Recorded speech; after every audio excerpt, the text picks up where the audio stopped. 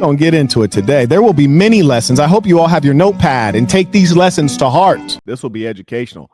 Yeah, we'll teach you some of the things that your schools didn't teach you. We'll teach you some of the things that your parents didn't teach you, but they should have. The purpose of this is to teach and to spread culture, a functional culture, a civilized culture.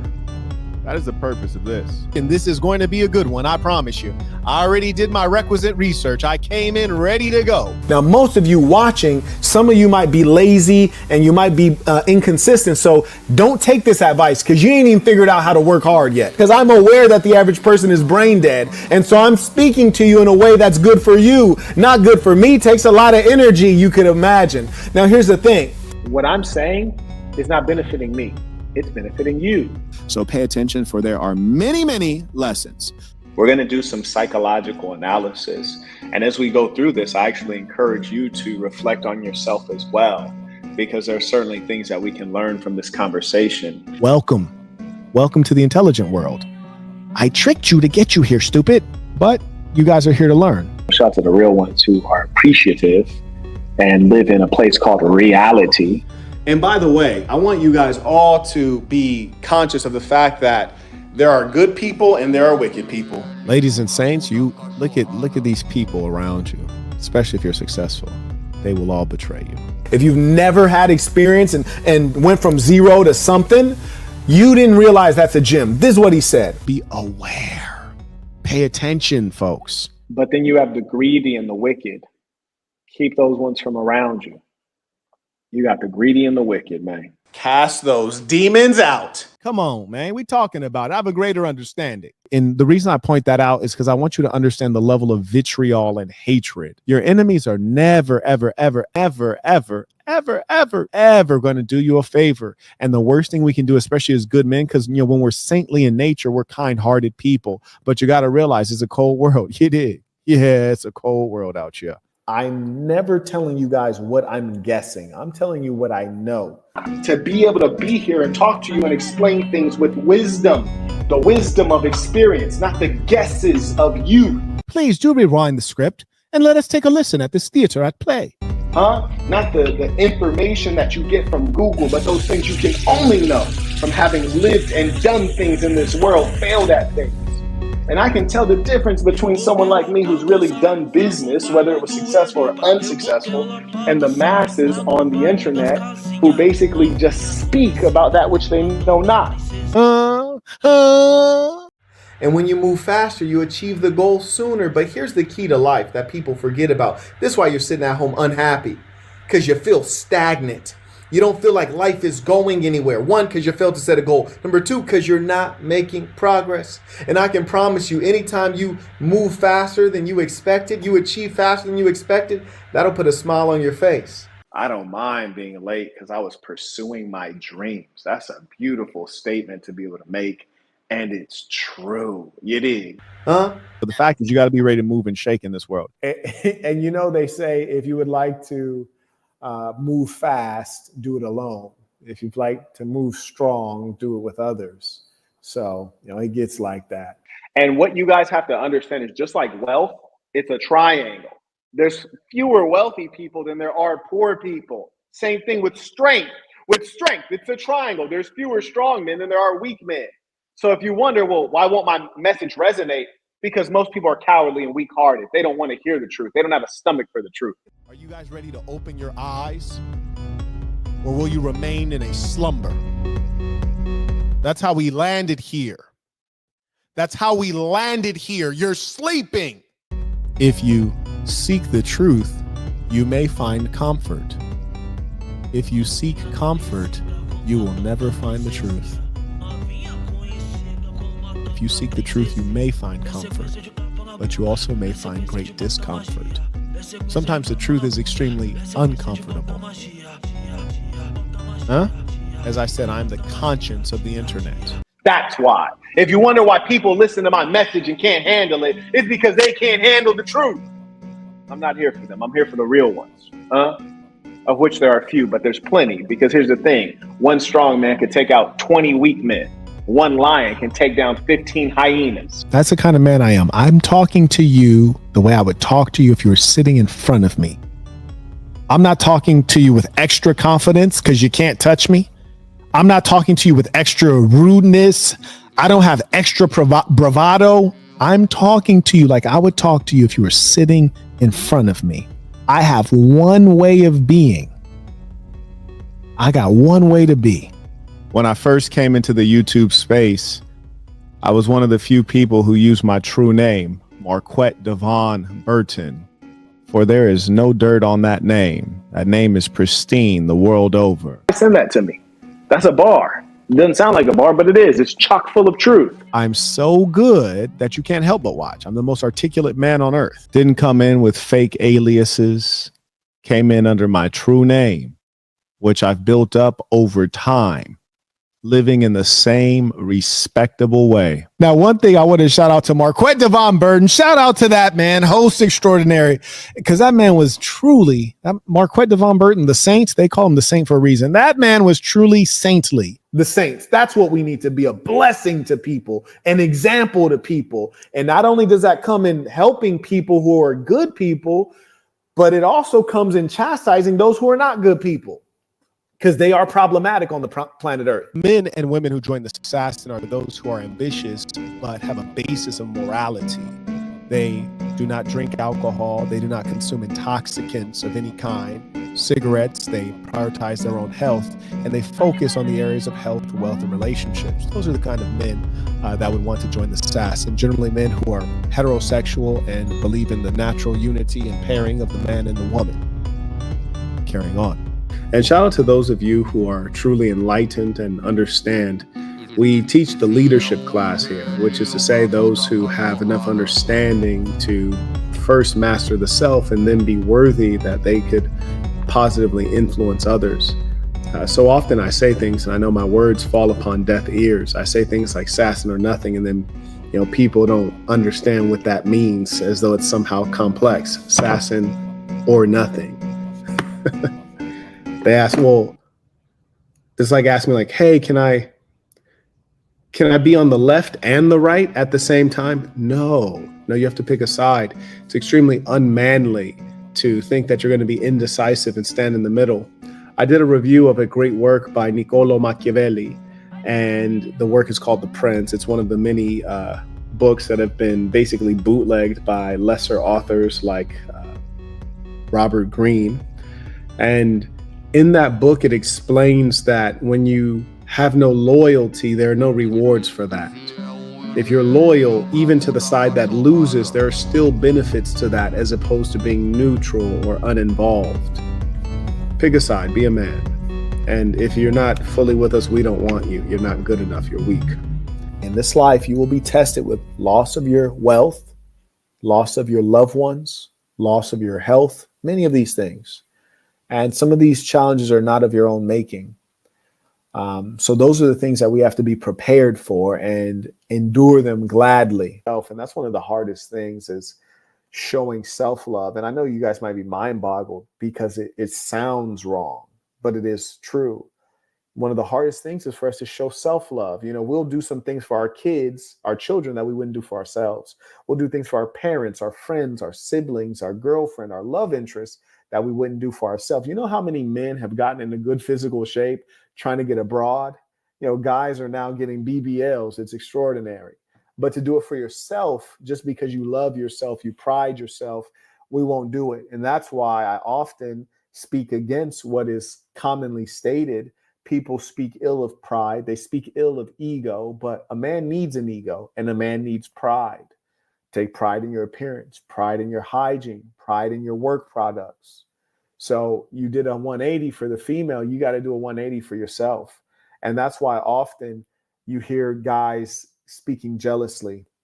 They'll say so-and-so needs to be humbled, or so-and-so is cocky. No, you're perplexed because so-and-so loves himself and you don't love yourself. You need to focus on your goals. Being knowledgeable is not a goal. Being knowledgeable is not a goal. Sounding smart is not a goal. I mean, there are some people who have this goal, but it's a stupid goal is my point. So no, there's no need to sound knowledgeable or to sound smart. You need to be achieving goals, be goal focused. That's love. That's what you do for friends and family. You cover over their errors. You help them be greater. You help them improve. You know, you got some terrible friends when they never actually can tell you the truth so that you can become greater. That's when you have some friends who either A, are not bright, B, have a low standards, or C, just don't care. You dig? And when people don't care, they're going to let you do the wrong things. There are winners and there are losers. The best thing a loser can do with their life is distract you from being a winner. That's the best thing they can do. You see, because they know they're never going to win. And so their jealousy says, I can't win. I can't move up, cannot move up. So the best thing they can do is pull you down, right? That's why losers, they love the concept of equality. Losers love equality because what it does is the high achievers, it pulls them down, equality. Winners, we love hierarchy. Why? Because we already know we up here and that's where we want to stay. You dig? Now, a real person who's a true winner at heart, you don't look down on someone because you're up. That doesn't cause you to look down on them. Only a wicked person lives like that and thinks like that. But it's the losers who feel like you're looking down on them. That's inside of their own heart. The problem today that you're going to observe, and it's increasingly the case, is people are dealing with a lot of mental issues. But did you know that mental issues are contagious just like other ailments are? Yeah, it's contagious, little buddy. You don't want to be around certain personalities. You don't want to engage certain personalities. I promise you of that. And remember this, even though it sounds crude, when I say don't trust people who are broke and ugly. Now, what's the moral of the story, Marquette? Well, everyone wants significance. I wish everybody knew how to stay in a place and stay in a lane. That'd be a beautiful thing. That's what I teach. Hierarchy. You heard me? Get in where you fit in and be comfortable. And, you know, I'm not trying to be disrespectful. It's just the fact that people who are low income and low IQ breed in great numbers. And I'm seeing the results of it as I live in the society today. And so many people are brainless. I mean, how do you think it makes sense that in America, we are stopping our kids from going to public schools in New York so that we can use those same schools to house folks who are coming into our country illegally, thereby making us less safe? I mean, this is the result of people who are not very intelligent making decisions. They're having killers come from Venezuela. Now those Venezuelan killers are no longer in that country. They're in this country. Among you. You get on the bus in this country. You have people who have taken advantage of children and women sitting next to you on the public bus. Kamala, you talked about single mothers struggling to make ends meet. How unsafe is this world for those single mothers when they have to be in our society surrounded by perpetrators and criminals and monsters who are unknown to us, unknown to the police, undocumented, nameless and faceless. They can curate crimes and get away with it. Because of you. You did that. You put them here. And the problem is when you have a populace that's unintelligent, we're experiencing not democracy, but idiocracy. And in this idiocracy, idiots vote for other idiots. You call a dog, which is a canine, one of the lower animals, you call it your son or daughter. You see others who have dogs, and they call the dog their child. And, you know, and I just...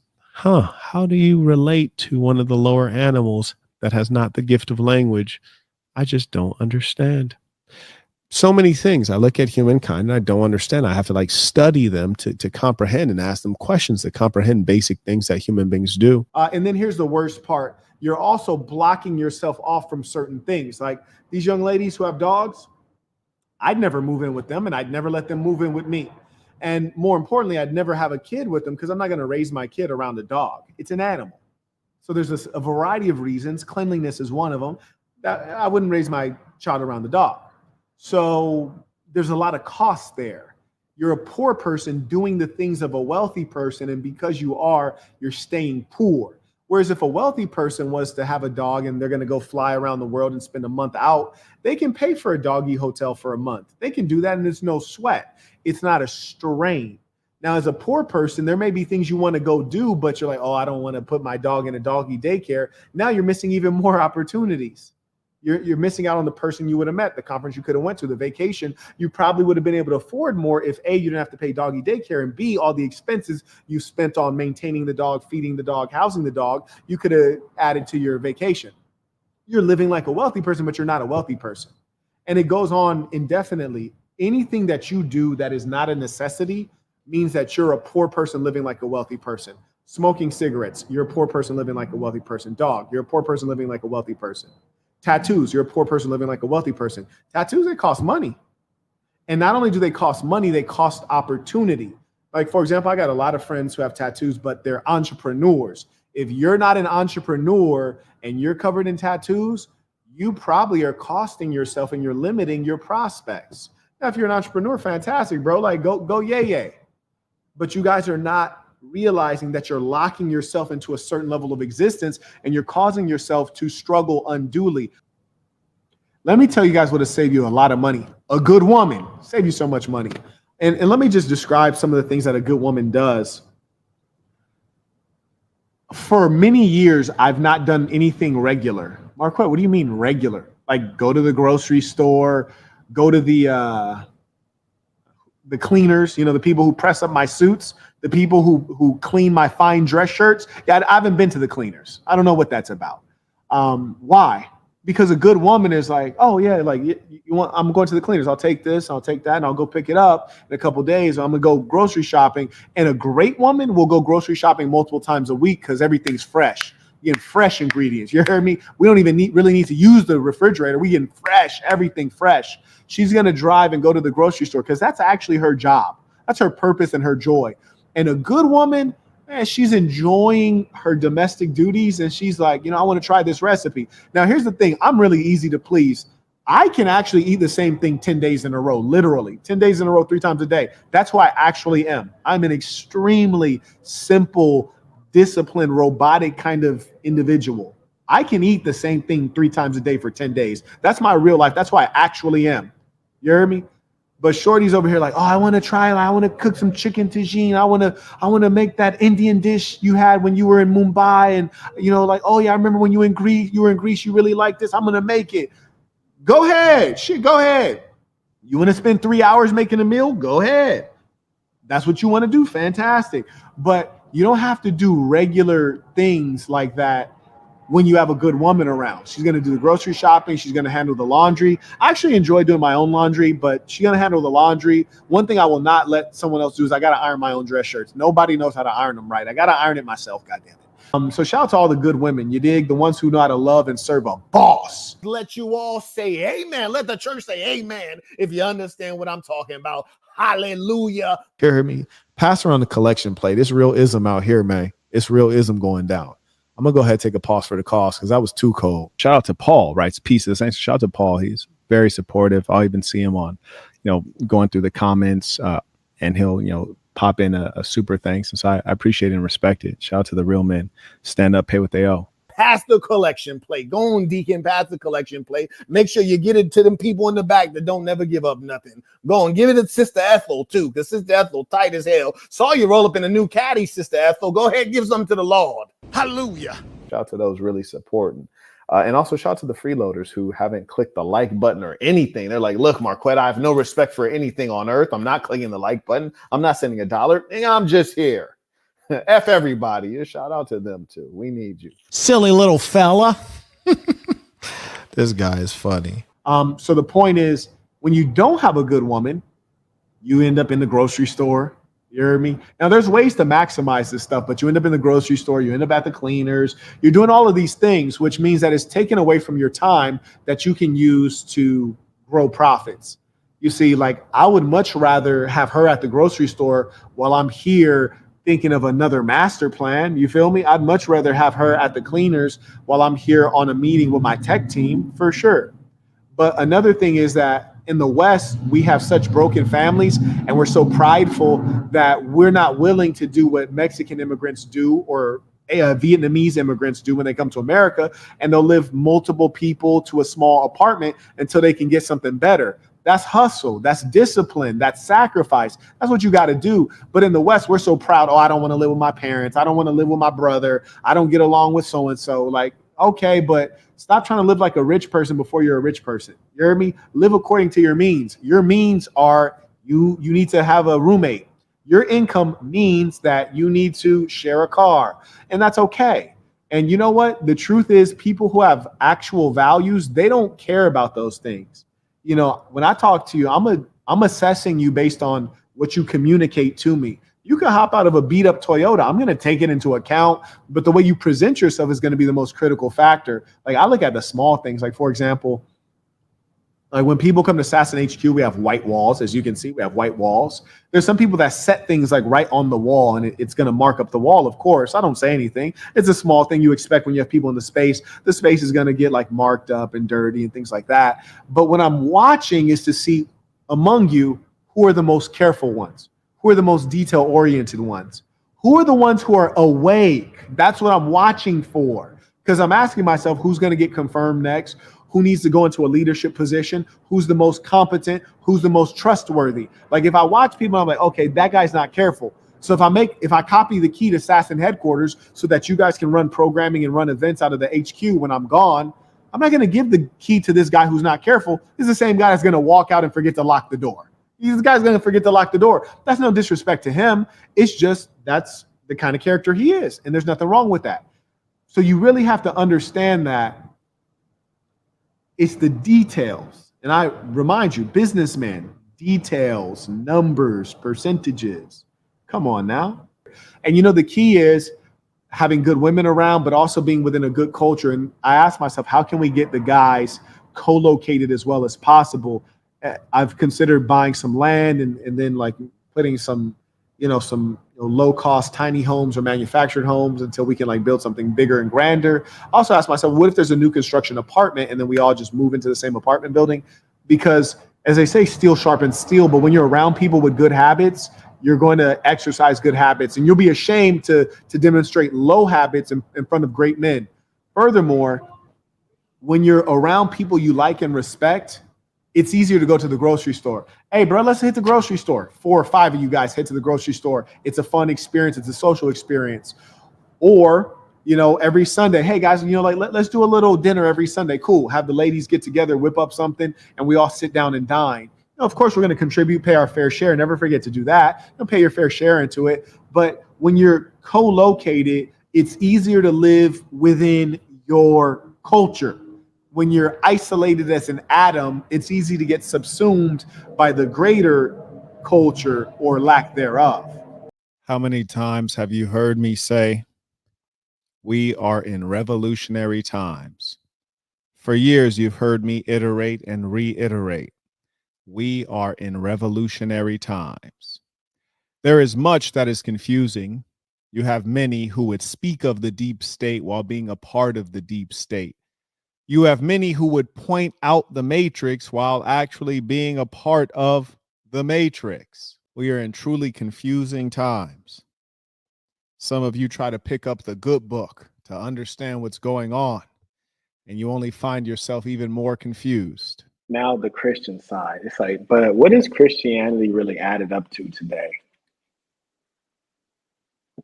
I want to challenge all of your religions. What are they adding up to? Christians going to churches throughout the United States of America. Tell me if you see any rainbow flags in there. You will. Tell me if they're willing to preach about Sodom and Gomorrah the way it is written. They're not. Your religion is corrupted. It has no value anymore. See, if it was me, if I was really a super Christian, I'd just be walking around snatching cross chains off like I'm a black in the ghetto. You feel me? I wouldn't even run after I did it. I would just snatch it off, throw it on the ground, and spit on it. It's like, Shorty, you're an abomination to an abomination. Yes, the cross, this idolatry, this, what do you call it? Yeah, it's an idol, right? These symbols that don't necessarily connect with God, these symbols that were created like, we're not going to get into theology, but the point is you're making a mockery of the religion. What I do is I challenge Christians. I heard somebody say Marquette is anti-religion. I'm pro-religion. I'm here as all of humankind rolled into one. All of the religions, all of the varieties of man, I don't speak to you as a black American. I just speak to you as a reasonable man. I love religion. I think religion is a very healthy thing in a society. I am pro-Christianity. I'm pro-Jehovah's Witness. I'm pro-Mormon. I'm pro-Mennonite. I'm pro-Joanger. I'm pro-76ers. I'm pro-Amish. I'm pro-Muslim. I'm pro-Jewish, Orthodox, Hasidic. You see, I know more about religion than most people. I've lived among religious peoples. I've studied among real scholars. If you check my Instagram, and somebody dropped my IG, I actually removed some of the photos, but you'll see me there with very well-known scholars. And I love religion, but I hate and despise fake religion when people take on religion as though it's a costume. So shout out to my Christians, which means like people who don't really follow nothing and they don't have any damn standard because they let anybody, take their, their, what do they call these idols? What are all these symbols that they have and just make them represent garbage. Rappers wear it, slurs wear it. Like your church has been destroyed, man. You got a rainbow flag on the church, man. The ism saves lives, but Christianity, I don't know what's going on. Y'all keep saying Jesus is king. We'll tell the king to start chopping heads off. You heard me? Because y'all being misrepresented. Jesus should be better than king, frankly, because we have kings on earth. Carrying on. Religion is not a costume. You do not put on a hijab and become a Muslim woman. You do not put on a thobe and become a Muslim man. You do not put on a yarmulke and become a Jewish man. It is not a costume. You do not put on a cross and become protected and covered in the blood of Christ. It is not a costume. And honestly, real Christians, which there aren't any really, they should be ripping these things off these people's necks violently. Carrying on. And this is a challenge. If you're like Marquette, now Christianity is the greatest. Good. Make it the greatest. Make God's word law. What could be greater than God's word? God has willed it. God, Jesus. Hallelujah. So whether they're actually Christian or not, they say they are, but are they really? Of course not. You'll learn. Get the Book of Dark Truths. For example, you hear of Napoleon Bonaparte. You guys have heard of him, French emperor. And he said something to the following effect. He said, if I were to rule a country of Jews, I would rule it with the Torah in my hand. For the members, if you guys are a member, check out my breakdown of the book, The Prince by Machiavelli. This is where Robert Greene steals all of his ideas from. And in that breakdown, I explain that, I share that Machiavelli, who was an Italian diplomat and advisor, he notes that a wise leader uses the cloak of religion.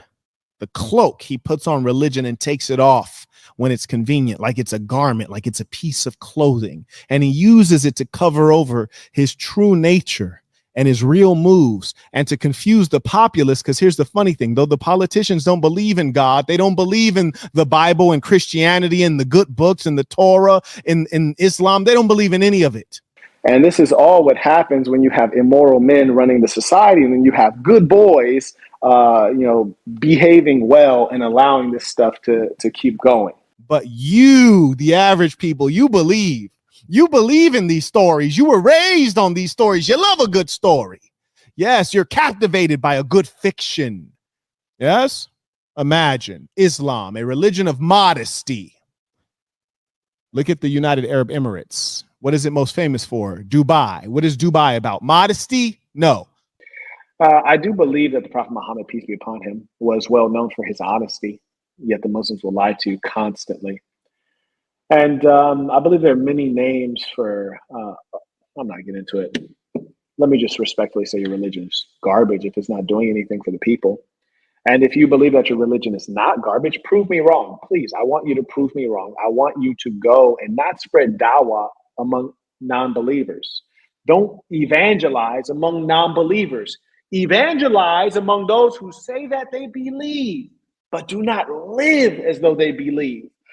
Spread dawah among those Muslims who say that they took shahada and say that they were born Muslim, but they do not live as a Muslim. Spread dawah there instead of trying to spread your name and tend to your own ego. Religious people are mostly disgusting, especially the ones that are always trying to tell you about Jesus. Now, I ain't trying to hear about Jesus. I could look at you and see if Jesus is real or not. And from the looks of your life and your behavior, Jesus ain't real. I don't want to hear you talk about the religious people while holding a cancer stick, burning like the flames of hell. You're holding a cancer stick that's burning like the flames of hell with smoke going up while you talk, telling me about God. Stop it. It's disgusting. Places filled with prostitutes, money laundering hub of the world. It's where the famous and the wealthy and the wicked and the drug dealers store their money in real estate. Used to be Panama, now it's Dubai. I say that as a point of fact. You can't have this much residential real estate. Show them the height of this building here. You can't have this much residential real estate and there's just no people around. It's quite fascinating. A lot of these people are absentee owners. You know, they purchase a couple condos, they bring their family and friends in for a couple months out of the year, and then they leave the place empty. So it's a curious place. And when you think about what it took to make a place like Dubai, it's a desert, so there's not a lot of drinkable water. So they have a desalination plant, which is it takes ocean water, pulls the salt out of the ocean water, purifies the water, and then runs it through people's homes so that they can have fresh, clean drinking water and water to shower. Further, some of the buildings are so tall that they actually have water running through them. I'm not even going to get into it. It's crazy. I've been there in excess of 18 times. I know for a fact. We went on 5 separate international trips during the pandemic in 1 year. Most people don't go on 5 international trips in a lifetime. It's sad but true.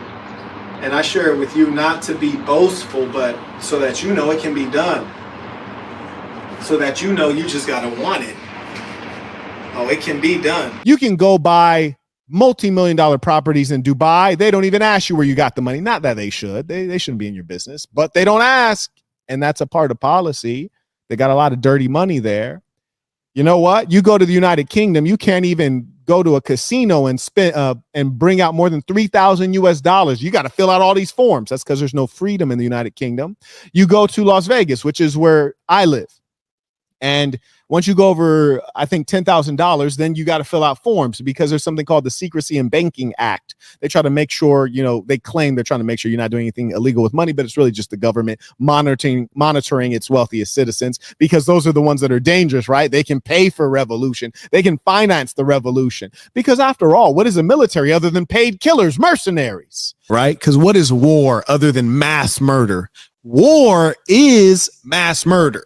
So if you're an individual and you commit murder, you're about to go to jail in America for sure. But if you're a politician and you order mass murder, which is war, then it's all good, buddy. And in fact, it doesn't even matter really who you kill. Do you think that American presidents haven't killed an infinite number of children in our affairs in Libya, Iraq, Syria, Afghanistan, and the list goes on indefinitely? Yeah, absolutely they have. Absolutely. Almost every American president is a legitimate war criminal. And you'll notice consistently, we never fight anyone our own size. We always fight a country that's like maybe half the size of Texas, maybe twice the size of Vermont. But it's not like a country that could fight back, right? That wouldn't be fun, would it? And very few people have the moral force to get people to bear arms and stake, risk their lives for free. Very few people have that moral authority. Moral authority usually comes from religious persons. If you ever become an effective religious leader, they will immediately call you a cult. Why? So they can pull away people from following you, because that is too powerful. The government cannot contend with it, because for the government to get people to go fight on their behalf, they have to conscript them. They have to put them in a draft, which means force them. Yes, you will begin to understand this world. You pay attention. Oh, ladies and saints, do not forget we are in revolutionary times. They just canceled a program to give low-cost internet to poor families in America. Then they turn around and send billions of dollars to Ukraine and Israel. What? Are you kidding me? They search you like an animal in TSA as though you are a threat, but they let people through the southern border without a fingerprint, a health history, a booster shot, or anything. But they treat you like you're a threat and you're a homegrown American citizen and your family been here for generations. Are you kidding me? We are in the times that they were in Germany, except it's worse because at least the German government cared about the German people. The American government cares nothing about you. And I don't want to hear anyone claim that they're America first. None of these politicians are America first, including Trump. The moment you bend the knee to that other country that has a blue and white flag, you have betrayed the red, white, and blue flag. There is no such thing as America. It should be America only. I'm the only person that's America only. It's not America first, and then others come after. No, it's America only. We need total domination. Our government is in trillions of dollars of debt. The future of our children is in question. People don't respect us around the world. Are you kidding me? Our currency is so freaking weak, it's not even funny. I go to certain countries and I feel like I'm a middle-class person. How is it? I feel middle class. I feel like a middle-class fat white woman on a trip when I go to other countries. That should never happen. You see, not realizing that the persons who are power holders, they create certain structures to control not the whole triangle, right? There's hierarchy to human life. They're the people at the top, and then they're the losers at the bottom, whether it's the people down here who are maybe the wicked or the poor or whatever the case is, right? So there's a triangle, meaning hierarchy. The people at the top, they create the laws to protect themselves, not to protect the people at the bottom. And sometimes they say things that are not true, but they say them to influence the people at the bottom and make them docile and cooperative. For example, just imagine in America, they say we're all equal. Is that true?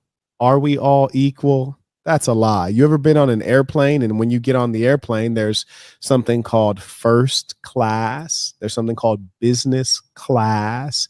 And then there's something called coach class. Well, you and I, we can count. We understand things that are ordinal, right? First, second, third. But just to trick you, they have first class, and then they don't say second class. No, they say coach class, right? They don't want you to realize that you're second to others. So they don't say first class, second class, as in second class citizen. They say first class, coach class to confuse you. So the people who are actually second class, they don't know it. But the people who are first class, they know it. There is no equality. This is what the power structure does to fool you. Yeah, the book of dark truths is something you need. A lot of you guys are using books that don't teach you a damn thing, books that leave you in deeper levels of confusion. Do you not think that politics is theater? Do you not think that politicians want to be aligned with God? You don't find it strange that every single president of the United States has been a Christian? Out of their mouth, at least, they're all Christians. Even Barack Obama, a Christian. Why? How Christian is it for Barack Obama to have Skittle guzzlers at the White House? He did this more times than any president in history. And then Joe Biden followed in his footsteps. No, you're not Christian. You are engaging in an abomination. But the evangelicals and the Bible Belt need to hear that you're a Christian, even though the word Christianity or Christian and the Bible itself has no real meaning to people today in the United States of America. Now, shout out to this country that I'm in right now, because on Sundays, they respect the Sabbath. Things are shut down. You can scarcely get a bite to eat. You can scarcely go to a proper store. Only the small ones are open. Everything else is closed. Why? Because it's a Christian nation. That's why. That's why it's a Christian nation. America, definitely not a Christian nation. It is a nation of heathens. Anyways, they want to appeal to the evangelicals in the Bible Belt, the Southerners, because America is a strong white Christian country. They want to appeal. So whether they're actually Christian or not, they say they are, but are they really? Of course not. You crack open your Bible, you crack open your Quran, and still you read it cover to cover and don't even understand the world any better. It's the truth, especially in terms of the Bible, because it's written in metaphor and allegory. And some versions are missing books. You find so many demons, they go into things just to ruin it rather than creating something of their own, some sick ideology that they can subscribe to. They go into something that is sensible and they destroy it from within, because mainstream Christianity has fallen off so bad that we virtually have synagogues of Satan. Yes. Rainbow flag on the church, female preacher in the church, gay pastor in the church. We're going to get to Islam as well.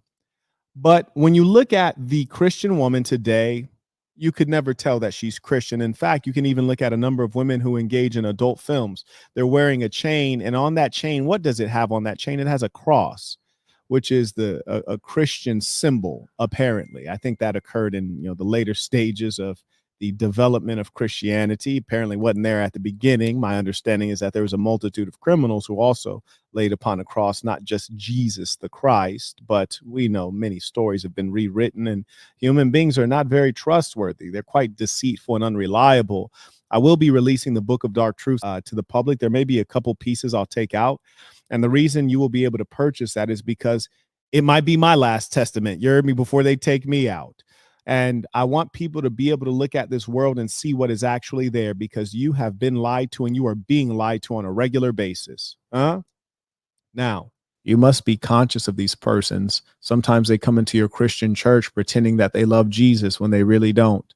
Sometimes they come into your masjid engaging in bid'ah. Sometimes they go into your temple claiming that they're Mormon or Jewish, and really they are nothing of the kind. They're really there as demons in disguise, a wolf in sheep's clothing, to create havoc and confusion.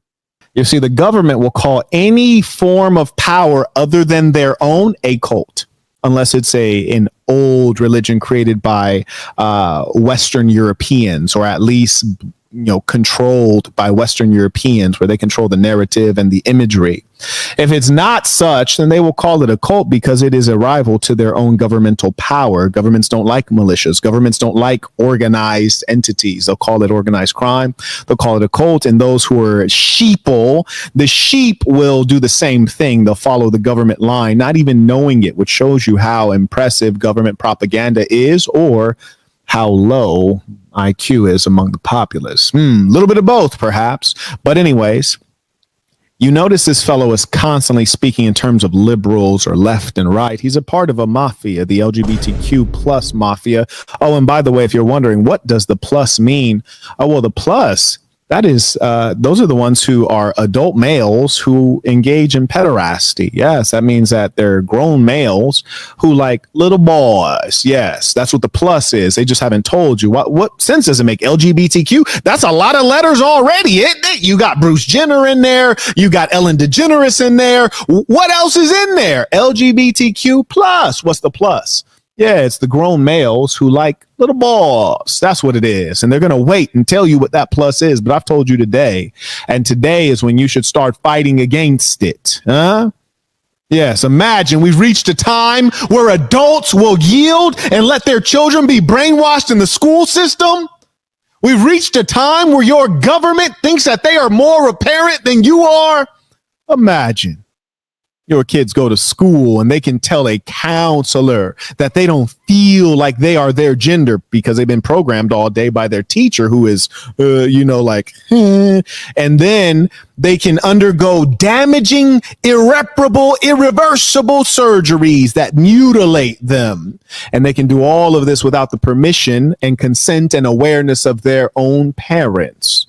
Now, here's the funny thing with the left is I thought consent was so critical. I thought consent was so critical that we would go back decades and decades and decades into situations that are fictional and fairy tale and accuse upstanding men of crimes that they may have never committed that have no evidence because consent was absent. That's how important consent is claimed to be by the left, but we find that consent is something that they pick up and throw away. It has no real meaning. In fact, very few things have very much meaning and truth today. The government has laws and then they violate their own laws. American government told you were free. Then they created a pestilence and spread it around the world, claiming that, we don't know where this came from. It didn't come from a lab that we funded in partnership with the Chinese, who are supposed to be our enemy. Yeah, you're free. You're free, Americans.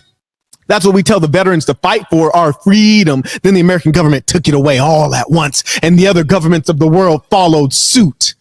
behaving real totalitarian the way we accuse China and Iran of behaving. Yet our government and any government would behave in the same way, which is why I tell you that revolution is a natural cycle. Just like they say capitalism has cycles, boom and bust. Does your freedom and liberty have no cycle in politics in a regime? Do regimes not establish more and more power and entrench certain personality types and persons and families to where they all need to be removed, root and stem, such that you can have some measure of freedom? Nancy Pelosi, how long has she been in government? Hillary Clinton, how long has she been in government? The Clintons, how long have they been in there? The Bush family, how long have they been there? The Rothsteins, how long have they been in the background? In your democracy, your republic, I spit on it. These false conceptions of freedom, I spit on it. All lies. That's why we don't have a democracy. We, in fact, have a republic, but our republic has descended into a plutocracy. So it is a government run by the wealthy and wicked. You know, I find it funny that when the good Americans tried to put forward prohibition, which is to say removing the ill of alcohol from the society, the masses raged against it. And civilized people partnered with gangsters like the Kennedys and Al Capone. You see, the good people have always been in a minority, which is why we must stick together, because we're contending with those that are truly wicked. And I'm sure there's some older people right now who literally lived through this and they know what I'm speaking is true. Yes, America started as a religious country by religious zealots. What is Saudi Arabia? It is a country that was dominated by religious zealots, increasingly now dominated by money-hungry animals. Yes. What is Russia? It's a traditional country that values family and marriage and heterosexuality. That's what America used to be. We're fighting against it. It's ironic. Lets you know evil has triumphed. Anyone who thinks that they're a pacifist is a fool. You cannot be a pacifist in the face of evil. Just imagine you're a pacifist and it's World War II. And the German ball is showing up executing a strategy called Blitzkrieg, pursuing Lebensraum. You're about to get eradicated trying to practice pacifism. You're a fool. And the government feeds you this diet of idiocy. They want to remind you of Gandhi. Oh, he was a pacifist. Well, that's because he had 1 billion Indians behind him, which was the overwhelming majority against the minority of British. So it was the looming threat of violence. And also what people forget to mention is that in India, before Gandhi was really dominant, there was constant violence, whether it was toward the white minority ruling or it was religious violence between the Hindu and the Muslims. And because there was regular violence, people knew if you got this one leader who can organize it and hold these people in his hand and send them to a task, that is a great amount of violence he holds there. So he doesn't have to exercise it. He just has to say, hey, look at what I got. You never see a people who actually become in fact free without either violence or the threat of violence. People lied when they say Gandhi was nonviolent. Gandhi was nonviolent.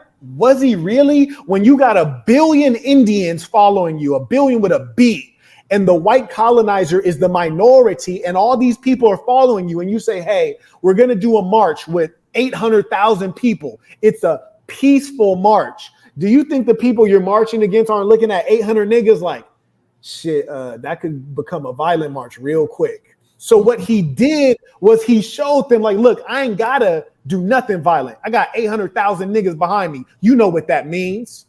You's a damn fool lying, say that nigga was nonviolent. And I promise you, the European cowards, they're gonna start Neville Chamberlain. They're gonna come like just like Neville Chamberlain. It's peace in our time. I don't think he wants to do anything bad. You know, they're gonna start compromising.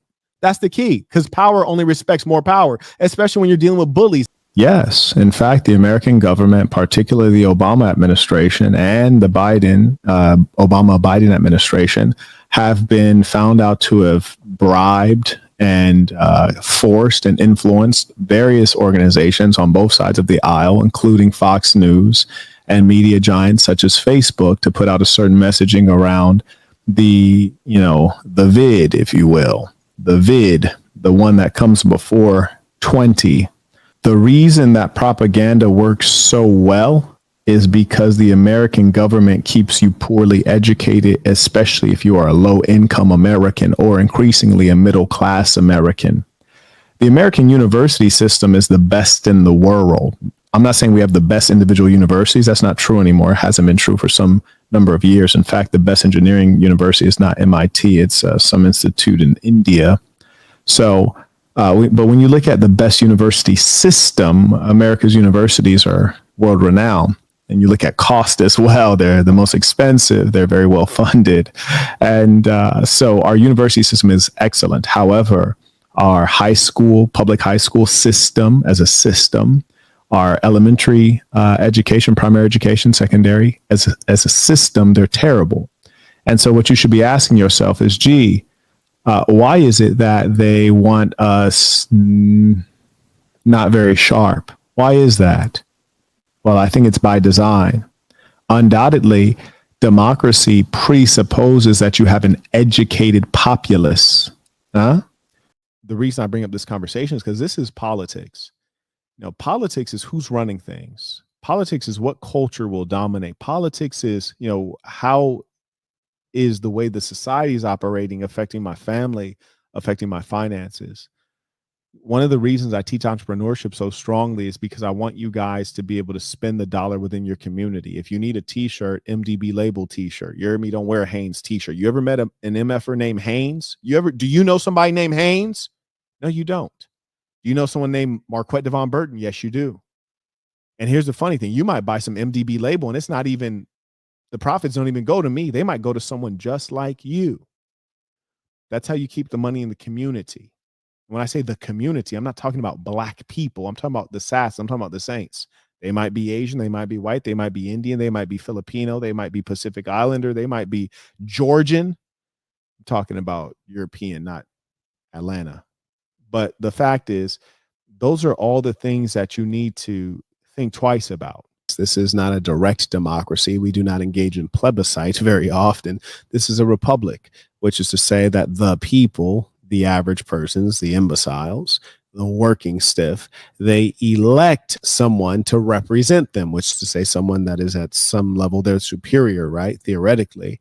And that person engages in voting. So that person experiences democracy, but the low level people, the average citizens, everyday folks, they experience a republic. They get to pick somebody to represent them. They don't get to vote on issues. Have you ever voted on, will we let people into our southern border? Have you ever voted on, do we actually need to be searched like animals at TSA? Have you ever voted on, should we be sending all of our money to Ukraine and to Israel? No, you never vote on the things that are actually critical, right? So there you go. The Democratic Party basically had a person who is senile running our government knowingly, just because they weren't willing to admit an issue, and they focused on winning for themselves rather than winning for the country. And now they're trying to win again at all costs to get into power, not to get the country on track, but for them to maintain power. And we always have to say, well, what does this mean to us? We're assuming that a change in president is going to be a change in your life circumstances. We're assuming that these things matter when, you know what? Maybe they don't matter as much as you think. Maybe there's some things you need to be doing to be providing for yourself. I think we should touch on that a little bit, even though that might not be as interesting a conversation because it requires you to do something. Voting is easy, right? That's a one-day affair, but life change is different. So we're really going to break open some of this and show you kind of the strange frames that the United States government puts on this stuff just so that they can control you and utilize law against you. The idea of having freedom of speech is a myth. You don't even have freedom of thought. And part of the strategy of the American government, clearly in its poor public schools, is to keep you deaf, dumb, and blind. And as a result, you're not able to think through things critically. It's quite astounding in a country as developed as this. The population in mass is sleeping at a level that you can't figure out that your tax dollars are going to nothing. You look at the airports, they're in disrepair. The roads have potholes. The public schools are underperforming. The water is not clean in certain sections of America. In the South, in Louisiana, Mississippi, New Orleans, and parts of Texas, they can't figure out how to stop the place from flooding when you have seasonal hurricanes that occur every freaking season. So it's just, in Louisiana has always been a poor state. So is Mississippi. But it's just astounding that these problems remain, as though America is not the bastion of capitalism and innovation. It's amazing how many times we come out with a new iPhone, but we can't come out with a new levy to protect the residents of New Orleans and other places that experience similar climates. What can you do? Well, communities have broken down, churches have broken down, neighbors don't know neighbors. You also used to have large families. You used to have your clan, your family clan, those people who stick together because they are linked by blood. And people say, oh, no, don't mess with the Burtons. You know, the Burtons, man, it's like 50 of them. You mess with them, it's going to be a problem. And they'll all show up. Well, now we have small families. People are having 1.8 kids, right? We have miniature families now. So your family clan doesn't exist, and you guys don't get along anyways. You don't even live near each other because the government, with our terrible government policies, have put you under such financial strain that you got to move to Timbuktu just to earn a living. Come on now. Yes, it's sick and disgusting. And I often remind you guys that no matter how civilized a society claims to be, you must know that the truth is culture is the true determinant. It's not the laws that are on the books. It's the culture of the society. And right now we are in a culture that is in tremendous disrepair. The reason I say that is because we have laws against, for example, loitering. What is loitering? Standing around. So a law like this can easily be misapplied. We have laws against unlawful assembly. What does that mean? Assembly, coming together. So human beings in the society are not allowed to come together without the permission of the government. This can clearly easily be misapplied. There's an infinite number of these types of laws that are too general that can be misapplied. We even have statutes like RICO, for example, that basically allows the government to take you down without any real evidence, without you actually doing something. That's the era that we're in. And I just noticed, and I've been in a lot of businesses, and the reason I encourage you all to really become entrepreneurs, if you have it in you, you can only really begin to understand our society and the world as a business person. I remember I was creating a technology called Why Not. It allowed you to share your Wi-Fi with a neighbor, and you get to charge them a fee, thereby effectively lowering the cost of internet and allowing a new market to access affordable internet, low-income families who live in apartments. I created this technology. Honestly, it was a phenomenal thing. Really, the government should have subsidized me or bought it out. But there was a foreign government that bought it out, even though America has the highest internet costs in the world, even though we don't have the fastest internet. Go figure. So the point is, I did a lot of study on internet cost and internet speed. I found that America, because we have old infrastructure, we don't have fast internet, and the cost is high because of inflation and various government corruption or bad government policies. So why do I bring that up? Because there was a program, there's been a number of programs that have come forward for the people, for the poor in America. And I grew up poor, and I feel sorry not for poor adults, but for poor children, honestly. I feel sorry for poor children who have to go to school, and then they get homework that requires internet access, and they don't have internet in their home. I'm not saying internet is a right. I'm saying it's a necessity for children who need to operate within the modern educational system. Now, there used to be a program. There used to be something called Internet for All. Then there was recently a program, one that was being utilized in Las Vegas. I just got an email notifying that the program no longer has funding from the government. And I thought, gee, that's comical. You cannot fund the kids to have internet in their home, but you can fund Israel to engage a war of aggression. How can you afford to send weaponry and money to Ukraine when you cannot afford to educate and keep alive your own citizens? Like, to me, that's unacceptable. And I say that we're in revolutionary times, and at some point, revolutionary action will have to be taken, whether it's on a mass level or on an individual level. And that's why I say, cast those demons out. And don't get distracted by them. Don't engage with them. Don't say nothing to them. Just think of it like this, metaphorically. It's like you're driving through the ghetto. Your destination is not the ghetto. It actually turns out that you're on your way to the Philharmonic in Los Angeles. But you gotta drive through the ghetto to get there. And on your way, you see some filthy, dusty, dirty demons. Now, are you gonna stop in the roads and pull over and have a conversation? Hell nah. You gonna pull over in the Maybach and have a conversation with these lowlifes? Absolutely not. Your ass is gonna hit the button and roll up your curtains on these fools. You gonna hit the button and roll up them automatic shades with these dirt bags. Don't engage them. Don't say nothing to them. Leave them in oblivion. Now you might say, Mark, What? You're a madman. How could you say such a thing? don't acknowledge them. Leave them starved of energy. You dig? That's a complete waste of time. I ordered a dish from this country. It's actually, looks good. Check this out. It looks real good. Looks way better than I expected. It's probably delicious. And this food is always super fresh. Man, and you guys know I love fresh juices. I try not to have too much juice, but this food is very, very fresh. I appreciate this because, they don't use ultra high technology to provide you low quality foods, GMO, mass produced. This is all stuff fresh from real farmers. This is a beautiful thing. We eating food in the Holy Land. And shout out to those of you who appreciate these jewels and gems of knowledge, which really you can't get anywhere else, in as much as the ones who are on YouTube, they don't have the experience and knowledge to tell you. The ones who know it are using it, and they don't have the time to be on YouTube because they're busy making money.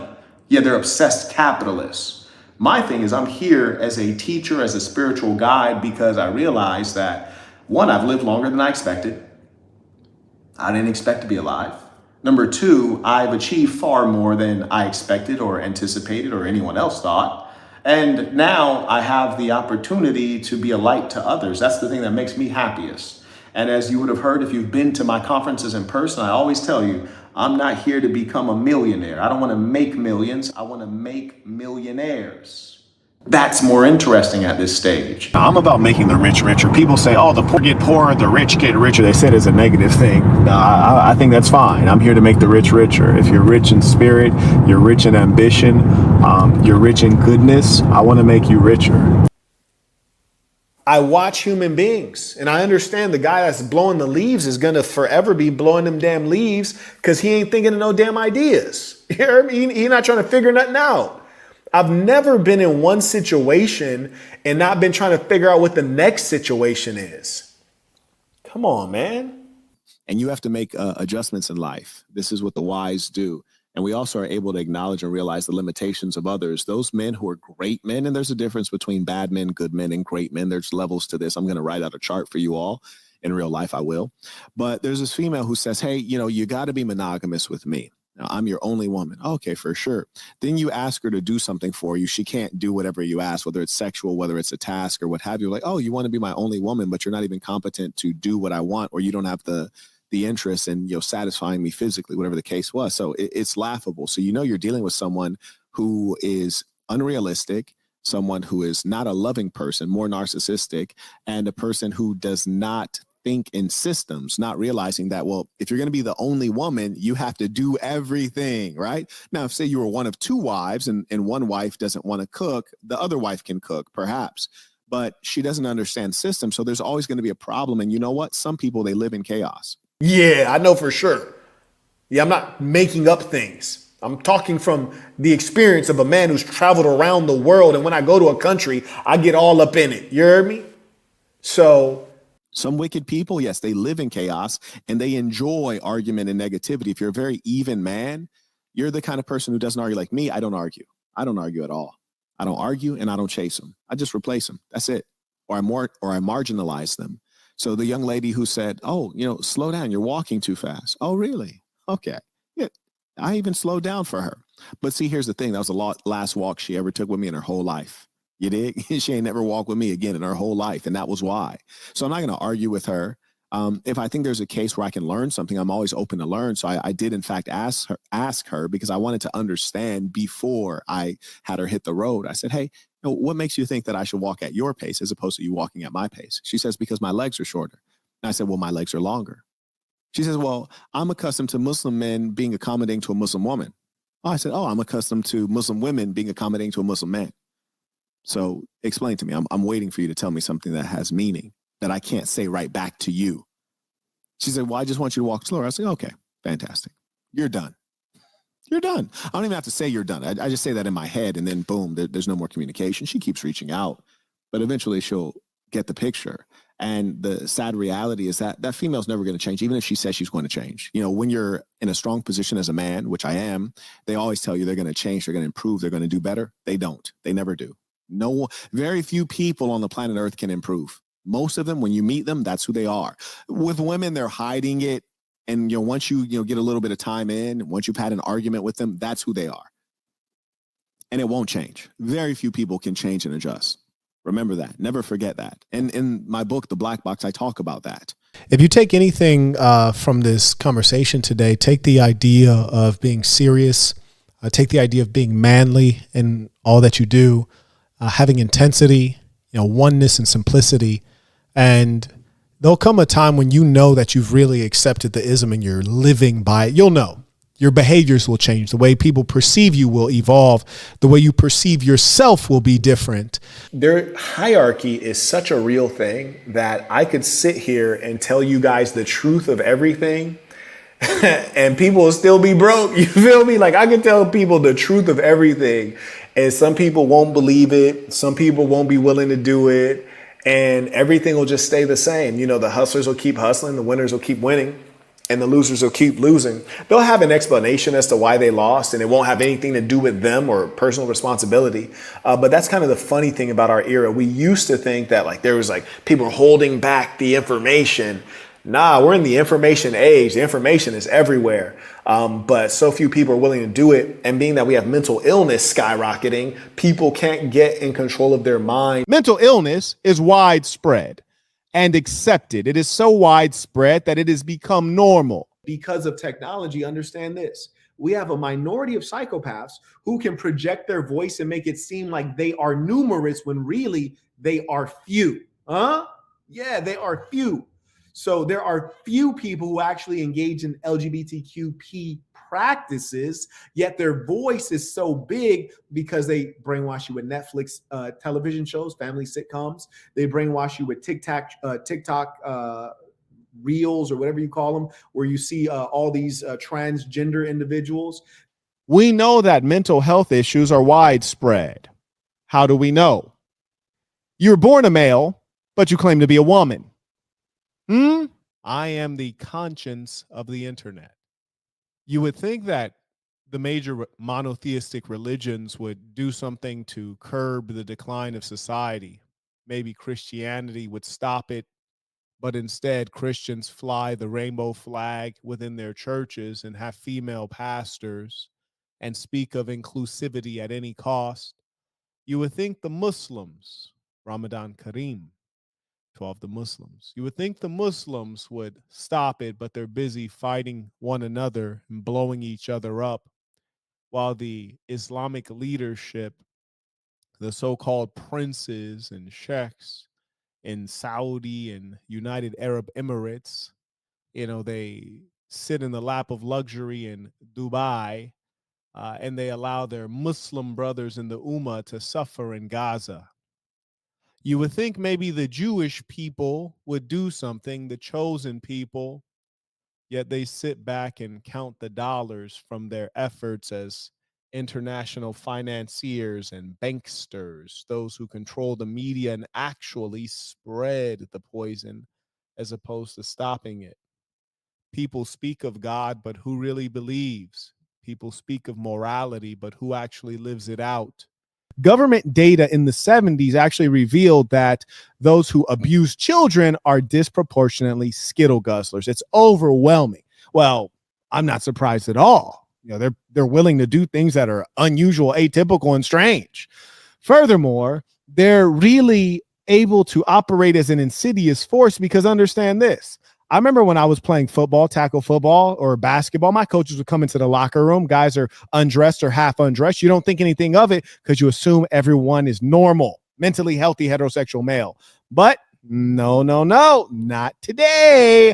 And that's how they ease their way in. Yeah, you can't trust anyone nowadays. It's unfortunate. They brainwash you with the educational system. They make you feel like they're everywhere when in reality, nah, that's not the case. It's just not real life. You guys ever notice on Netflix, all the shows have a gay guy, and often it's a black gay guy strategically? Why? Because the black Americans listen to something called hip hop music, which has rightly been classified as hyper masculine and anti LGBTQ. And it has been for a long time. And then all of a sudden you get a popular black gay rapper called Lil Nas X. Do you think that was organic and by chance or by design? Why is it that the gay character on the TV show is so often a black male? Strange. Well, why is it that there's always a gay character on the TV show? That's also strange considering their low population in reality. Competition really starts with the education of our youth, the quality of our public schools and character education and culture. That's where the policy actually should start. And so it shows it completely lost and deranged. I mean, if you're raising girls and boys and telling them that they can be any gender that they want, you've already lost the race. The psychotic LGBTQ mafia and the feminists, they absolutely love this topic, a topic of perversion, a topic of child murder, a topic that makes society upside down. Most of these people don't have any intellectual pedigree. And I'm not talking about from schooling. I'm just talking about like the motherfuckers is brainless. If you truly believe that violence is a bad thing, you're a dummy, and you're the same dummy that would have let Adolf Hitler take over the world. We can't engage in violence. Well, that nigga using violence and that shit is working. Come on, man. For example, if you read Nietzsche or you read The Inversion of Morality or Beyond Good and Evil, then you'll understand that a slave creates a morality to justify their existence, which is to say, even when you had the master and the slave, and the black Americans, what we call them today, were the slave, they created a morality to justify their existence as being okay. Right. So they would say things like, oh, when we get to heaven, we gonna live like kings, or we was kings. And so they create a morality of falsehood to justify their current state. Because people are scared, they will say, well, violence is bad. Well, you're scared. That's why you don't want to engage violence. You call the police because you've been trained to do that. But the police come and they're effective because what? Because they have violence on their side. Power, violence, right? But you would rather call some other man. And the reason the government removes that from you, because violence is a form of power and governments monopolize power. So this is true stupidity from cowards who are not men. They have not the foggiest idea of being a free man consists of. That is what the government is supposed to be for, to serve the American people. But when's the last time you felt like you were served by your government as opposed to dominated? You encounter the police. It's not a pleasant experience. You don't feel as though they're serving you. Rather, you feel as though they're trying to control you, monitor you, investigate you as a citizen. You go through our airports and they search you up as though you're coming through the southern border, which is ironic because if you did come through the southern border, they wouldn't search you. Have no fingerprints, no medical history, no criminal background on you, but they let you on in. Yes, the American government has not been serving and acting in the appropriate capacity of a government for some time, which is to build infrastructure. They don't do that. They're supposed to keep us safe, but they engage in endless wars abroad, whether it's a proxy war, whether it's a protracted war. They never win. They exhaust our coffers, which are filled by the taxpayers being robbed, and they give you almost nothing back for your efforts. Your effort to be obedient, sheep-like, your effort to pay your taxes at all costs because you've been indoctrinated with a false idea that everything is negotiable except death and taxes, which is nonsense. It's all a choice. And as a free man, as a strong man, you should be strong enough and free enough to do what is right for you and your family. And I tell you that in this day, if you support the American government, you support one of the most evil institutions that has ever haunted the planet Earth. In a proper democracy, which doesn't exist and probably cannot exist in this age, but in a proper democracy, the average person has a good enough education, and we use what's called the wisdom of crowds, which is to say you might have a couple low IQ folks or dimwits or people who are emotionally unwell, and they might make poor decisions, but the wisdom of the crowd will overcome, which is to say that the sum of our intelligence is pretty good. And the sum of our intelligence will make good decisions, or it will marginalize those bad apples. But in a situation whereby you do not have a mass of people that are reasonably educated and intellectually competent, you're going to have everyone is going to be at greater risk because you're going to have, disproportionate influence by lobbies. And one thing I want you guys to know is like, no one wants to believe it. I've been saying we're in revolutionary times, but no one wants to believe it. And listen, this is what you guys have to realize. When World War II was about to happen, not everyone was aware that it was about to happen. And then once it started, it was too late. You can't reverse it. You see what I'm saying? So the key is to be prepared. Be prepared. Like, come on, man. Like, if everyone knew we were on the brink of World War III, we would stop, right? Like, we would all stop and say, no. Technology's too advanced. World War III will be devastating. Stop. But the problem is the war hawks, the people who are warmongers in the West, they think they'll be able to bully Russia infinitely and Russia will just fold. Maybe they could be right. But if Russia doesn't fold and eventually their means of waging conventional war are exhausted and their coffers are exhausted and all they have left is that button, and Brody hit that button, once he hit it, then it's too late at that point.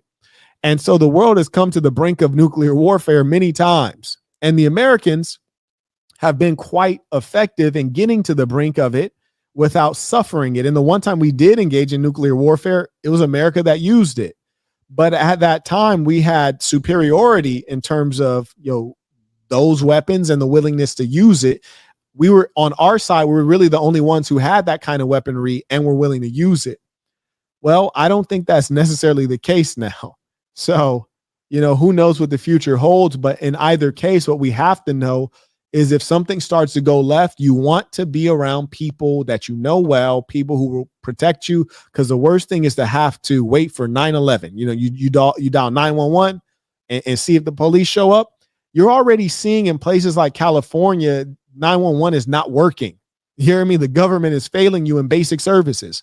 You're seeing in Chicago, they've had Venezuelan gangs take over entire apartment buildings. Gangs. What are gangs? Organized units. And that's what I'm encouraging you guys to be, an organized unit. That's what the American government is, an organized unit. But the only problem is that the American government, they used to give you protection. They make you pay protection money, taxes, and then they give you protection. Now they're making you pay protection money. You ain't even getting protection. How crazy is that? How crazy is that? What kind of mafia is this? Bring back the Italians. At least they give you protection when you pay protection money. So you got to be able to protect yourself. You might see the Democrats claiming that the economy is strong when everyone who's went to a grocery store in the last 4 years know that things have been more expensive. I remember filling up the Rolls Royce when Trump was in office and it was less than $100. And then with Biden in office, it went up to $149. I don't need any level of complexity to know that something's off. But they will still lie to you and redefine. In fact, they've redefined the definition of recession, which is supposed to be 2 consecutive quarters of declining GDP. And we've seen that. It's starting to become a normal state. The United States economy has been in recession for some time, and it's the fact that they keep redefining things. And you cannot trust the liberals because they're so extraordinarily dishonest. They don't know what a male or a female is. They don't know what a boy or a girl is, a man or a woman. So surely it's even easier to redefine something that is more abstract, such as a recession. And we've been in recession. So this is really sad to see. Because I tell you every day that governments are all about opening up markets, which is to say opening up different lands, foreign lands, so that they can put goods into those markets, products, sometimes services, so that they can enrich the plutocrats that run America. And to ensure that they can open up markets, you have to ensure that goods can travel, products can be shipped. Around Somalia, the Horn of Africa, is where you have a lot of products being shipped. You also have Somali pirates. The Somalis are famous for their foreheads, which are fucking enormous, and their pirates who are raggedy as hell. Because if they don't fear you, you will suffer, especially America, because the American government operates as a bully. See Muammar Gaddafi and Saddam Hussein in Libya and Iraq, respectively, as examples. So the point is, They used to have open slave markets, dummy. Now there's really only one place you can go and find open slave markets easily, which is Libya. That was a result of the efforts of Hillary Clinton and Barack Obama and their terrible, evil decision to murder a head of state, which was not their right to do, which is Muammar Gaddafi. And not only did they murder him and open it up for a freaking slave market of black sub-Saharan Africans, they also destroyed the infrastructure there, which was critically important in a nation that had more gold reserves. When you look at gold to people, they had more gold reserves in the United Kingdom. They were giving out interest-free loans. It was truly a revolutionary state, also a rogue state, which is why that happened, because the European powers are still deeply colonial and deeply vicious. Because Gaddafi was giving interest-free loans to sub-Saharan African countries, because he wanted to have a gold dinar, because he was, had sweet crude oil,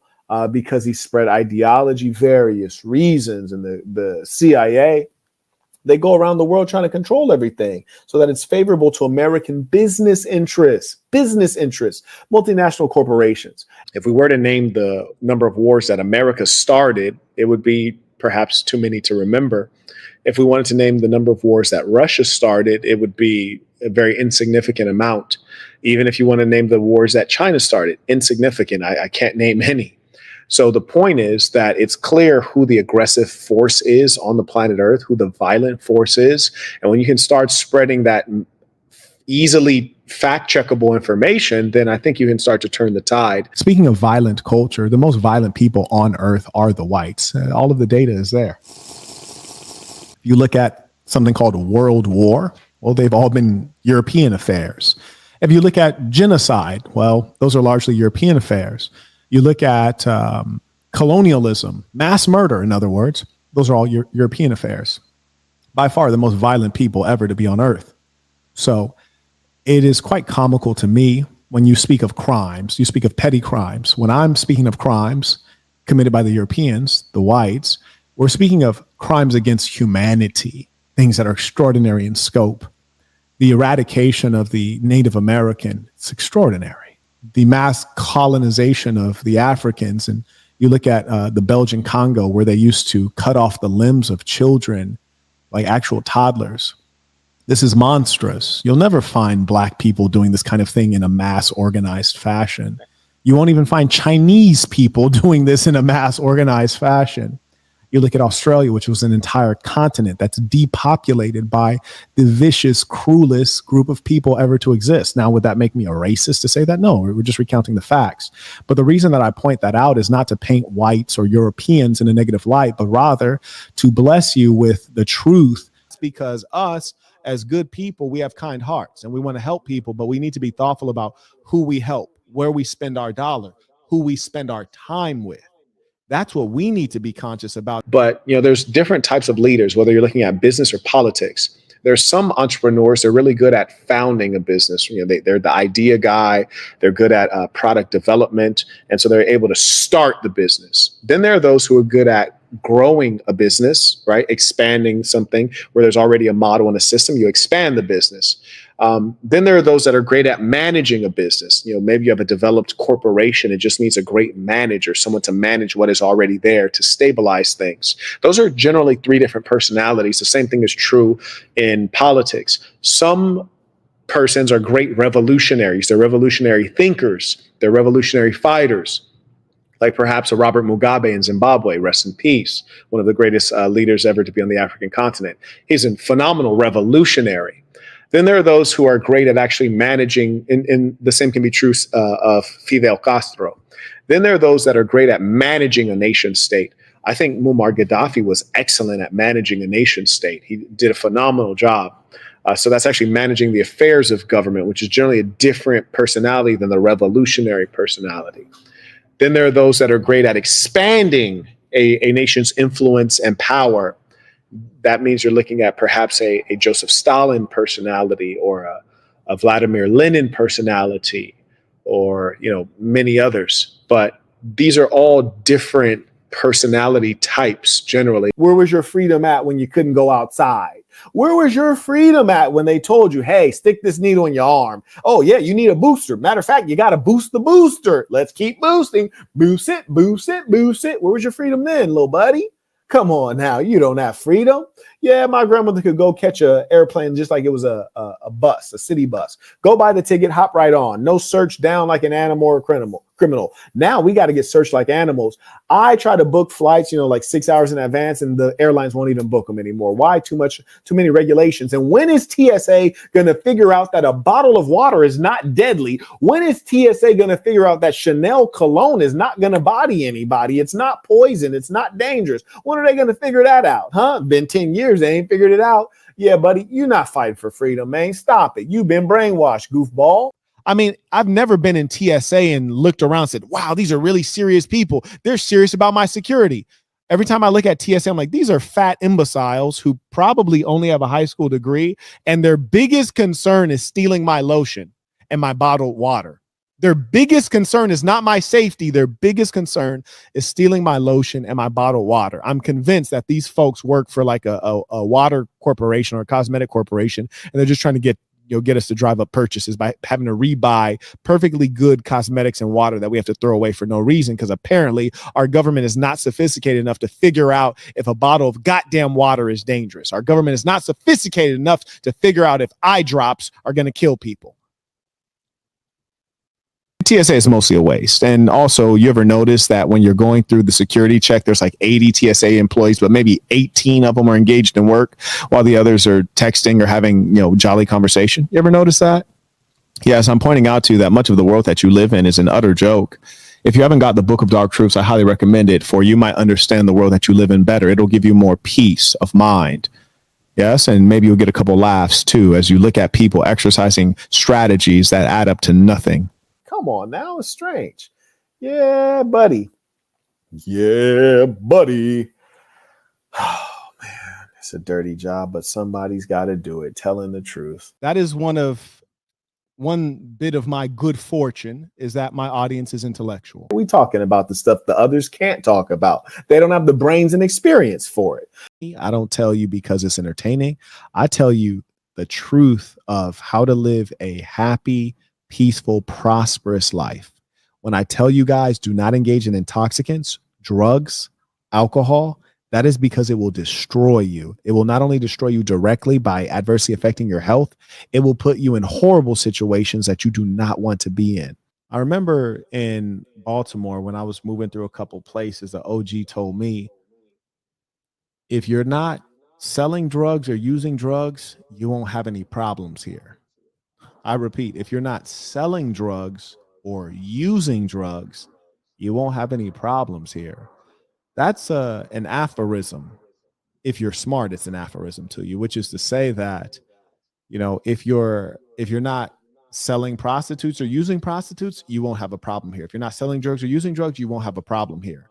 If you're not engaging in crime, you won't have a problem here. If you're not engaging in vice or immorality, you won't have a problem here. And the sad thing is, you can have the best lawyer in the world, because we all know Bill Cosby got tremendous amounts of money. He had the best lawyer in the world, still went to jail for charges that had no evidence, and the charges are older than me.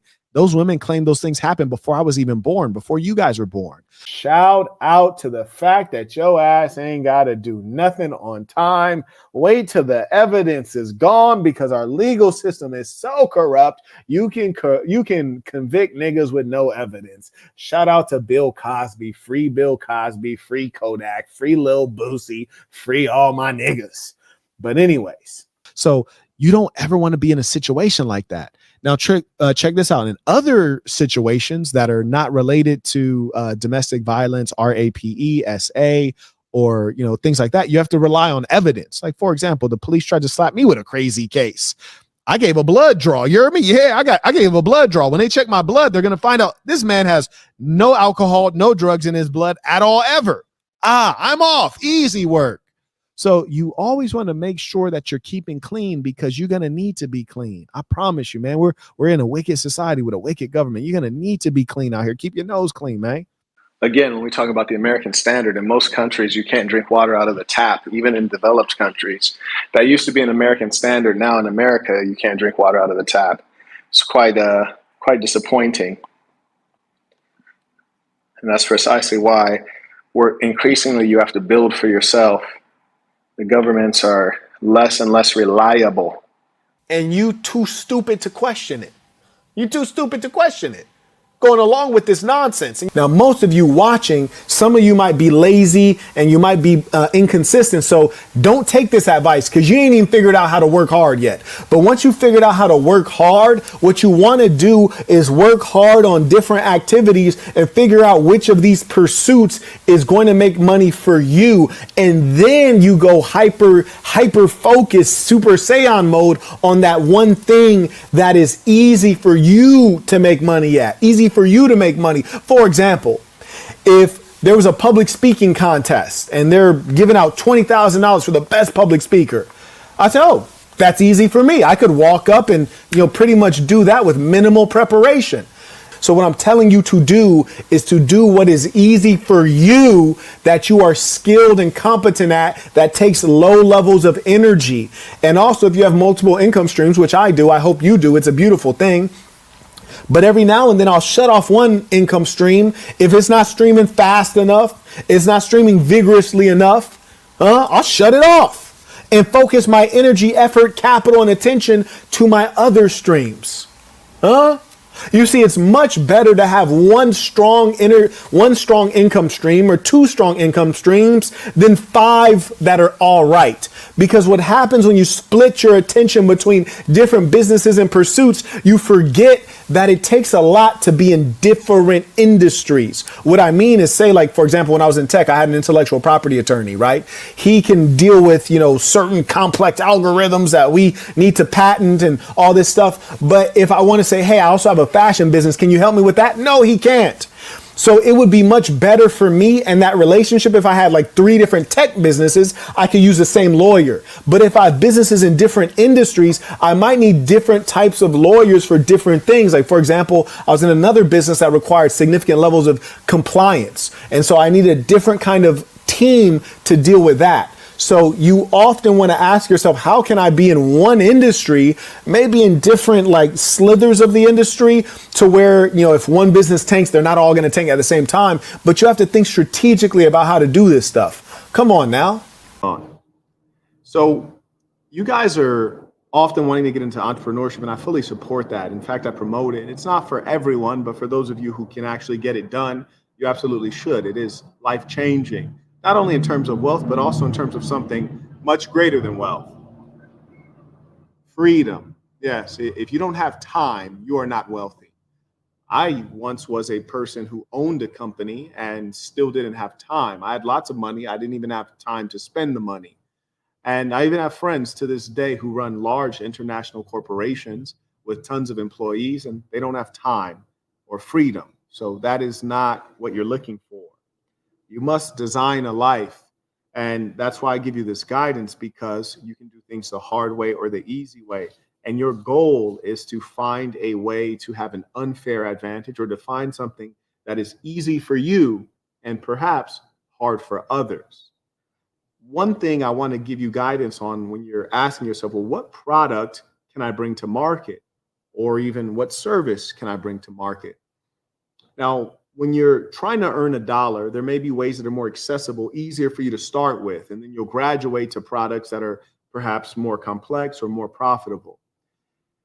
When you first start, what I like to do is I like to look at my everyday experience and ask, where is there a breakdown in the quality of the experience where I'm disappointed, or I get angry at something, or I wish something existed, or I can make some minor modifications in something that's going to improve the experience for the consumer, or let the consumer save money or earn money or get a feeling that they're searching for. So for example, we mentioned real estate because real estate is something I haven't talked a ton about publicly.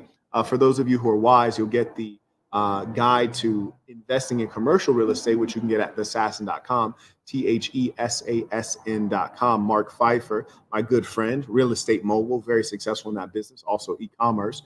you can get that lesson and go through and learn about investing in real estate. And if you have a particular deal or want to look at deals, you can book a very low cost consultation with Mark. I think it's $350, which I think is shamefully cheap. If I were you, I'd probably be booking one a week, honestly, and exploit him because he's willing to be exploited. My consultation is much more expensive, and I'm going to increase it by $300 on the first of the month. So do make sure that if you're smart and thrifty, which I'm certainly a thrifty person, you would book before the first. You can do so at thesassin.com. That's THESASN.com. But yeah, if you guys are listening right now, you're like, what was I supposed to learn from this, Marquette? Like, what was the one thing I need to take home? This is what you need to take home, okay? What you need to take home is this. If you have $1,000 and you can invest that $1,000 in making yourself more valuable, that's a great way to invest $1,000. If you can invest $1,000 in a product-based business, not all at once, bit by bit, that might be a smart thing to do. Holding on to the money, obsessing over the money, being miserly or parsimonious is not wise because it's all fake at the end of the day anyways. It's all fake. So what I'm saying is that the only certain value you get out of money, like, so say if I have like $100,000 in my hand right now, right? Which, yeah, I would need two hands. It's 50,000, it's 50,000. So I got 50,000 here and 50,000 here, right?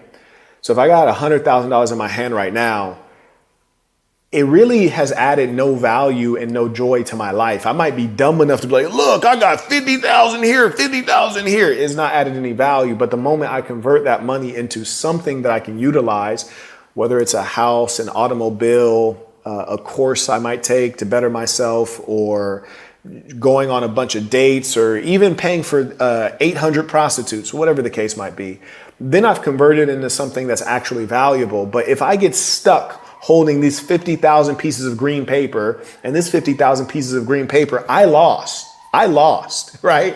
I'm dumb. So what you need to understand is the persons who are actually utilizing capital in the economy, utilizing it, making it active, they're the winners. The people who are hoarding money or trying to gain money, they're not actually understanding the great value that we have at our disposal. This is what I mean. I feel like, I just like to be visual. I feel like this little bit of money right here, right? So if I take this money right here, right? And I use this money to get someone to do something for me, they might feel great, right? If I was like, hey, here, take this money, do blah, blah, blah, blah, blah, whatever it is, right? Whatever it is, they're going to feel good. Because they got a piece of paper, right? They're like, oh, I got some money. They feel great. I feel like, you're stupid. I tricked you and I beat you and I won. Because this is actually just a piece of paper that means nothing.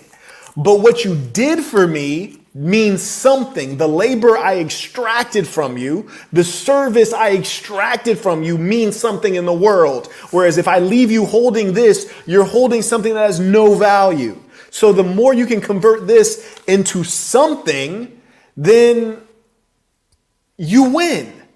But the problem is that you get a whole bunch of these, or you get obsessed with pursuing these, and you waste your life. You live your life in fear trying to get this, which is valueless. So what I'm trying to teach you is understanding, if you get this and this, don't obsess over holding on to it, because if you try to hold on to it, you're going to lose. Put this to work so you could turn it into this. And then when you turn it into this, put this to work so you could turn it into a house or a campus or a private army or something to protect you or help you or make you happier. Because I promise you, having a bunch of pieces of paper with pictures on it is not going to make you happier. So that's why anytime I'm able to use this to control someone, I'm like, dang, this person's stupid. Listen, I can enslave you guys with this. I can enslave you with this. Like, I'm a slave master out here. That's what I'm trying to teach you. I'm your slave master with this. That's the beauty of it. But see, here's the thing. I don't actually want this. I want to control you, and I want your labor. I want you to come work for me. I want you to do what I asked you to do. When you can figure that out, then you'll be in a strong position. Yeah. You'll be in a really strong position when you can figure that out. Like, for example, I'm hungry, right? I'm about to have someone go, like someone who works for these, go fetch my food and bring it straight to my door. And then I'm going to hand them something like this. And in my head, I'm going to laugh like, you're stupid. Thanks. Thank you, dummy. Appreciate it, man. I just sit on my ass while you do all the labor. And you're going to keep on chasing and chasing and chasing this. Failing to understand it. You're playing in the game with no game plan. If you're chasing this, you're playing in the game without a game plan. But you're like a badass athlete. You know, you're like a shitty athlete that won't listen to the coach. You feel me? Like the coach is trying to tell you something, but you won't listen. You heard me? It's like, if I take out the time to make a course, I don't care if I'm sitting in my motherfucking drawers. Hell, I don't care if I'm butt ass naked teaching the course. Take the course, take the knowledge. Who cares that I'm butt ass naked in the course? Take the knowledge and then go do what I've done. Right? Like, keep your eyes on the actual prize. I know you've already lost when you're talking about earning money. You haven't even in your mind converted it to what you want, right? Like when I was a young person, I'd say something like, I want to make $1 million. Now I'm like, but why? But why though? You want 1 million pieces of paper? Now I think in terms of tangible things, like what can I do with that? How does that impact my quality of life? How can that protect me more, protect my family? Mind you, money is not going to protect you. You have to convert it to something that will protect you, like a firearm, a private army, security at your home, a bodyguard, things like this. So people get caught up in the rat race, which is what a capitalist like me, I want you in the rat race because I want to be your banker. I want you to borrow money from me. I want you to come work for me. I want you to be in debt. I want you to get up at 7 a.m. every day because you feel obligated. You feel me? Like I want you in debt. So you're obligated. The system, the credit system is genius because it forces you to wake up early and go to work and do a job you hate every single day. You think people hated slavery? For sure. And people hate their jobs just as much, minus the you ain't got to deal with them lashes, right? But I need you in debt so you feel obligated to participate. Like no one is going to go to a restaurant and fetch my dinner and bring it back to me without them greenbacks, right? Like they need that motivation to do that. Like if I asked them nicely, they wouldn't do it. So that's how much a capitalist appreciates this system, but it's all psychological. And let me just tell you real quick how deeply perverse the system is. Deeply perverse. Is even people who are multimillionaires many times over, we're talking about 40 million, hundreds of millions, they still don't feel abundance. That is a choice as well. I even see people in the chat sometimes and they say, oh, when I get my bag up, I'm going to support the work. I don't believe you. I think you're a liar. And that's not an insult. That's just an observation of fact. The reason that I know you to be a liar is because there are people who send a Venmo every session and they literally send it for $1 US every time. When I read Venmos, I never say the amount. If it's a baller alert, I'll say a baller alert, which indicates $50 or more, but I never say the amount. There's most people who send it in. They might be sending it in for a lower amount. There are other people who always send high amounts. Definitely they're there. Some people, they just send $1. And so what that lets me know is the person who's saying, once I get my bag up, then I'm going to support. No, you're never going to support. You're lying to yourself and you're lying to me, but I know you're lying. You might not know you're lying to yourself. You really have to understand this. And there was a great speaker whom I used to listen to quite a bit. And he said, if you can manage your behaviors when the amounts are small, which is to say when your income is small or when your business is small, if you can manage the numbers very well, then you will be able to manage the numbers effectively when the amounts are large, which is to say, if you only got to say your whole fortune is $50 and you're managing it effectively and you're allocating to each thing in your life that needs to be allocated to yourself, to your family, to your expenses, your bills, your business, to your charity, to orphans.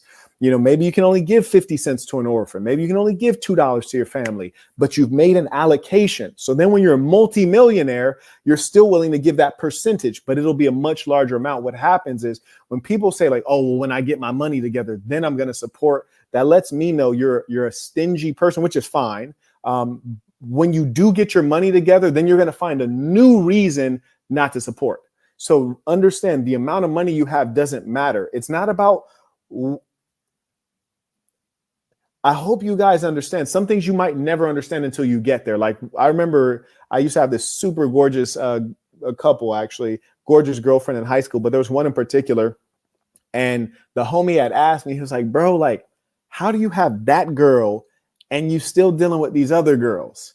I tried to explain to him, but he could never understand because he was obsessed with that girl because she was so gorgeous, but he had never had a gorgeous girlfriend. You heard me? He says, like, once you get one, then you can understand that even a gorgeous woman will get boring if the only thing about her that's meaningful is her beauty. You can explain it, but he just never going to understand it till he has one, and he never got one. Anyways, carrying on. Time is precious. We're in a race. We have to move quickly. You do not want to persist in the same thing too long. If you ask me, Marquette, with what you know now, and you could go back in time, what would you tell your younger self when you were 25? I'll say, Marquette, you are building a tech company. Fantastic. You put in a lot of work. I want to make a prophecy. This is going to work. This is going to make you millions of dollars. This is going to make you successful and well known. It's going to let you travel around the world. It's going to let you live in different countries. And despite that, I want you to quit right now immediately. I want you to quit right now immediately. And the reason I want you to quit right now immediately, because it's not worth the effort. It's too much work. There are simpler technologies that can make you money faster. And I want you to quit this today like it's a burning building. Leave it and try a different technology. That's what I would say, because it hurts too much to do what you're doing. It's too much effort. It's too heavy of a lift, and you're strong enough to lift it. But why put the muscle in? Why put the muscle when you could use a little bit of hustle and get a better outcome, huh? Yes, indeed. That's what I would say. I talk to you because I have something to teach. Many come here to teach, but how many of them are actually teachers? My actual training, I was professionally trained as a teacher, and I've taught at the elementary level, the middle school level, the high school level, and the university level, and the graduate school level in a paid capacity. It's different. Come on now. They're here to make $1. I'm here to make a difference. Understand. And not all of you will.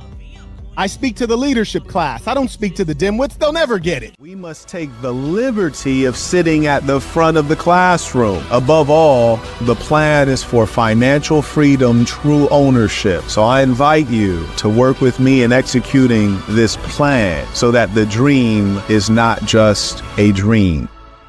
Everything's going to work out. Don't stress. Don't feel like you're struggling. And number 2, to enjoy the whole way through. Enjoy every moment of it. You won't always have your hair. You won't always have your good looks. You won't always have your strength. You won't always have certain friends. They'll be deceased. So every moment, enjoy it in the present and live it like it's the last one. And I just want to encourage you guys to seek greater meaning. There's so many of these clowns on the internet that are talking about, I want to be a millionaire. I'll teach you how to be a millionaire. Or I'm going to be a billionaire. It's like, getting money is fantastic. I highly recommend it, but that's not the measure of a man or of anything. So sometimes you go brain dead watching life, forgetting to live life. What I mean is that you should be asking yourself, am I watching life right now, or am I living life? And every time you should be trying to live life. Ladies and saints, let us end this with our tradition. The creed of the assassin. Repeat that. Oh, and just before we get into that, let me say, follow that 3-sentence Bible. That 3-sentence Bible will keep you safe and prosperous, okay? That 3-sentence Bible is not there for no reason. Be yourself, be good to yourself, be good to good people. You follow that, you will not have any problems. It will wipe away all challenges. Be yourself, be good to yourself, be good to good people. And if you need me to interpret that, let me know. But we tried to keep it simple for you. Now, let us end with our tradition, the Creed of the assassin. Repeat after me with full conviction, knowing this is true of you. The creed of the assassin. I am going to be who I truly am. because I am remarkable. And I'm going to strive every moment To show the greatest part. Show the greatest part. To show the greatest part of who I am. It has truly been a pleasure. It has truly been a pleasure today. Until next time.